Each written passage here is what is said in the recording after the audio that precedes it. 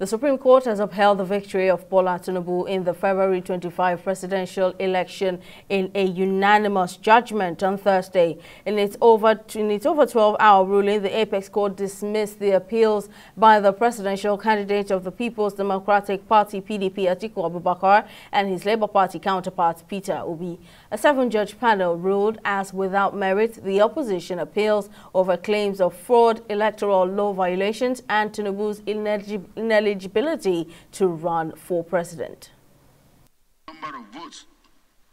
About 20 minutes past 9 in the morning, members of the Supreme Court panel led by Justice John Okoro filed into the courtroom.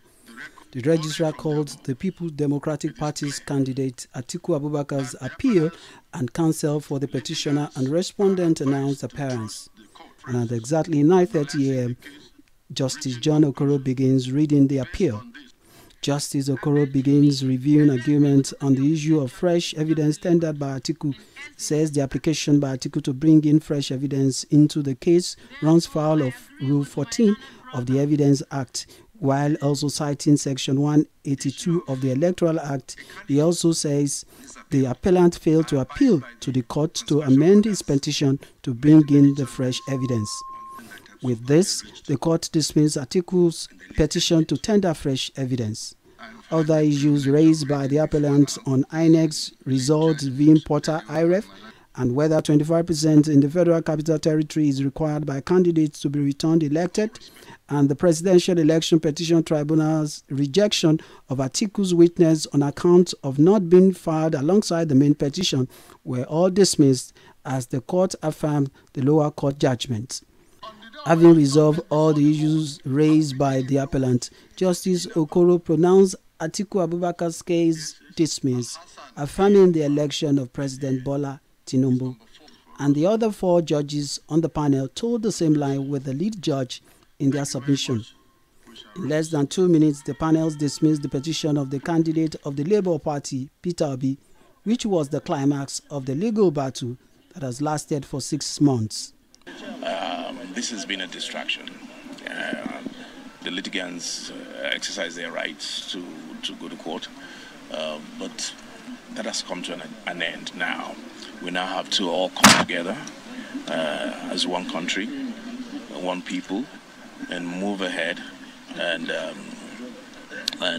take this country where it rightfully should be. We're happy, we're excited. Mr. President, in his magnanimity, I'm sure we'll now begin, reach out to all to join hands with him in his renewed hope agenda. APC was his platform, but the Nigerian state is where he's president of.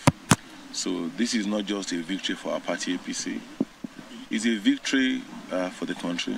Without calculating or having the status quo, you must not win FCT before you are declared president of the Federal Republic of Nigeria. That FCT is like another state. So that you don't need to say, oh, if you don't win FCT, therefore you cannot be declared. That's what he said. I urge our colleagues, politicians, to accept it in good faith. And also I have to use this opportunity to congratulate politicians, to congratulate the leaders of the opposition political parties, because it is better for them to resort to judiciary, which they have done so, rather than taking, arms. As the dust over the contention for power settles, it is believed that the passion for governance by the elected will bring about the desired change for the country.